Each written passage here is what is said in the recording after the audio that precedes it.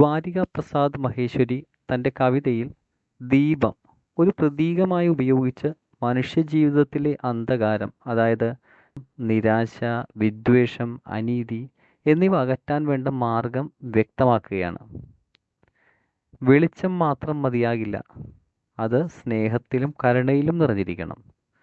ശാസ്ത്ര സാങ്കേതിക പുരോഗതി എത്രയൊക്കെ ഉണ്ടായാലും മനുഷ്യൻ്റെ ഹൃദയത്തിൽ സ്നേഹത്തിൻ്റെ ദീപം തെളിയാത്ത പക്ഷം ഇരുട്ട് ഒരിക്കലും മാറുകയില്ല.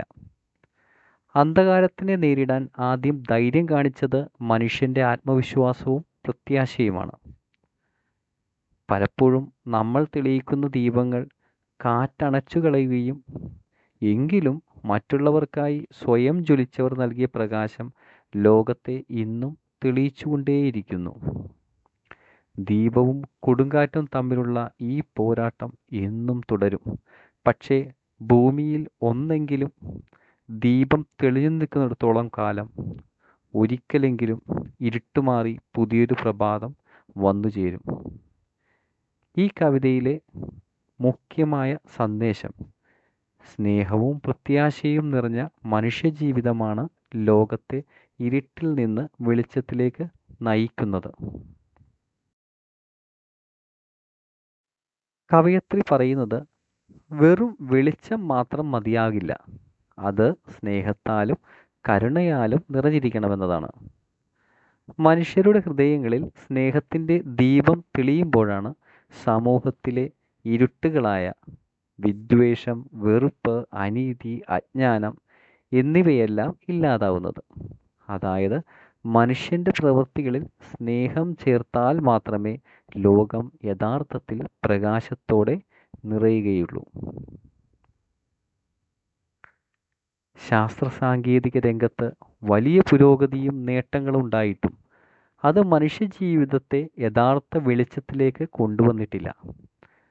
അമാവാസി രാത്രിയിലെ ചന്ദ്രനെ പോലെ ശാസ്ത്രപ്രകാശവും മനുഷ്യഹൃദയത്തിൽ കരുണയും സ്നേഹവും നിറയ്ക്കാതെ പോവുകയാണ്. അതിനാൽ വെളിച്ചമുള്ള കാലത്തും മനുഷ്യൻ വിദ്വേഷം, സ്വാർത്ഥത, അനീതി തുടങ്ങിയ ഇരുട്ടിലാണ് ജീവിക്കുന്നത്. ഇത് ലളിതമായി പറഞ്ഞാൽ ശാസ്ത്രം വളർന്നു, പക്ഷേ മനുഷ്യൻ്റെ മനസ്സ് മാത്രം വളർന്നിട്ടില്ല. അതുകൊണ്ടാണ് ഇരുട്ട് ഇപ്പോഴും നിലനിൽക്കുന്നത്.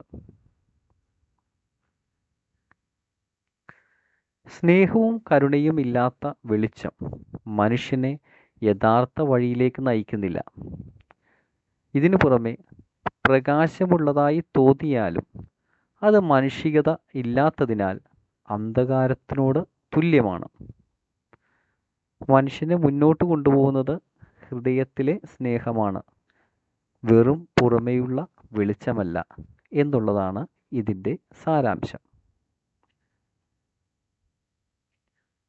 ആദ്യം അന്ധകാരത്തെ നേരിടാനും വെല്ലുവിളിക്കാനും ധൈര്യം കാണിച്ചത് മനുഷ്യൻ തന്നെയായിരുന്നു.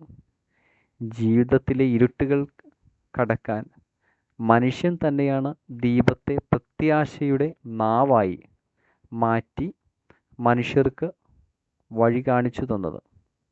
അതായത് ഇരുട്ടിനെ ജയിച്ച് വെളിച്ചത്തിലേക്ക് നയിക്കുന്ന പ്രഥമ മാർഗദർശകൻ നമ്മൾ തന്നെയാണ്.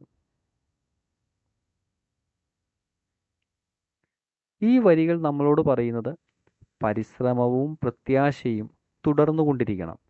പലപ്പോഴും നമ്മുടെ പരിശ്രമങ്ങൾ നഷ്ടപ്പെടാം, നമ്മുടെ തന്നെ സാഹചര്യങ്ങൾ തടസ്സം സൃഷ്ടിക്കാം. എങ്കിലും ഒടുവിൽ അന്ധകാരത്തിന് അന്ത്യമുണ്ടാകും, വെളിച്ചത്തിലേക്കുള്ള വഴി കണ്ടെത്താനാകും.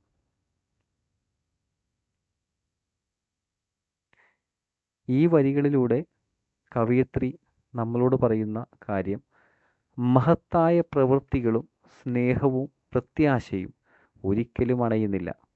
വെല്ലുവിളികളുണ്ടായാലും ഒരാൾ തെളിയിച്ച ദീപം തലമുറകളെ പ്രകാശിപ്പിക്കും.